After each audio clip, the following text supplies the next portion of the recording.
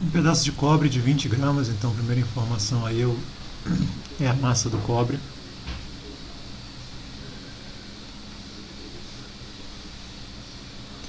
A 60 graus Celsius.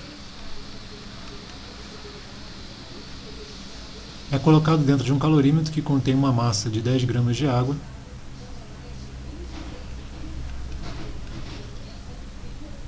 A 10 graus Celsius. Se a temperatura final do sistema, calorímetro mais água mais cobre, é 15 graus Celsius, então a temperatura final é igual a 15 graus Celsius. Qual é o equivalente em água do calorímetro? Então a gente tem três corpos aqui, né, nesse problema: o cobre, a água e o calorímetro. E aí esses três corpos vão trocar calor e vão chegar num equilíbrio térmico, né? A gente tem o calor específico aqui do cobre e da água. Então a gente tem que descobrir então qual é o equivalente em água do calorímetro, né? Ou seja, a gente tem que descobrir a massa vezes o calor específico do calorímetro para a gente poder determinar então qual é o equivalente em água que esse calorímetro exerceu aí durante essa troca térmica. Então o que a gente sabe? A gente sabe então que os três corpos trocam calor, então a quantidade de calor que o cobre fornece mais a quantidade de calor que a água recebe, né? Por que eu sei que ela recebe? Porque ela está a 10 graus Celsius, mais a quantidade de calor que o calorímetro fornece ou recebe, aí eu não sei, isso é igual a zero, né? A soma de todas as quantidades de calor fornecidas e recebidas dá zero. Então agora vamos trabalhar em cima da equação do equilíbrio térmico, né? Que como não tem mudança de estado, nós vamos ter a massa do cobre vezes o calor específico do cobre vezes a variação de temperatura do cobre. A mesma coisa agora para a água, vezes o calor específico da água vezes a variação da temperatura da água, mais a mesma coisa para o calorímetro. Massa do calorímetro vezes o calor específico do calorímetro vezes a variação da temperatura do calorímetro.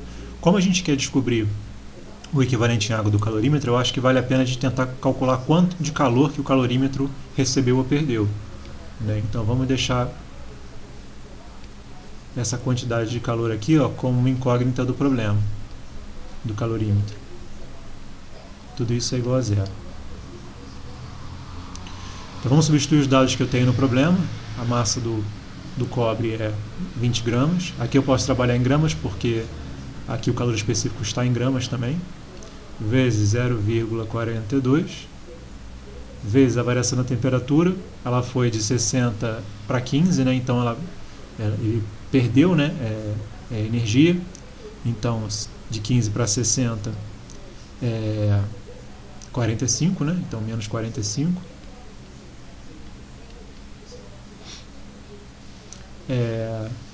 A água foi de 10 para 15. Vamos colocar aqui agora da água. Massa da água quanto vale? 10 gramas. Vezes o calor específico da água, 4,2. Vezes a variação da temperatura da água. Essa foi de 10 para 15, então subiu 5 graus, né? Mais a quantidade de calor do calorímetro, isso tudo dá zero. Vamos executar essas operações aqui. Lembrando que começa nessa linha e termina nessa aqui, né? Está muito grande, aí o espaço não foi suficiente. Então eu vou ficar com quanto aqui? Vamos fazer essa conta. 20 vezes 0,42 vezes 45, eu vou ficar com menos 378, mais 42 vezes 5, 210. Essa é a quantidade de calor que o calorímetro rouba, né? ou participa, ou recebe, né? Então aqui eu vou ficar com menos 168, mais a quantidade, essa é a quantidade de calor que o calorímetro rouba, né? Então essa quantidade vale 168 o quê? Calorias não, né? Joules, né? As unidades aqui estão em joules. Então 168 joules. Agora eu preciso calcular o equivalente em água, né? Então o que a gente sabe? A gente sabe que a massa do calorímetro vezes o calor específico da água vezes a variação da temperatura, isso vai ser igual a 168 joules. Como nesse caso o calor específico da água é 4,2, né, e não 1, como a gente está acostumado a trabalhar em calorias, né, aqui eu vou precisar substituir o valor do calor específico da água e a variação da temperatura, né. Então a massa do calorímetro, a massa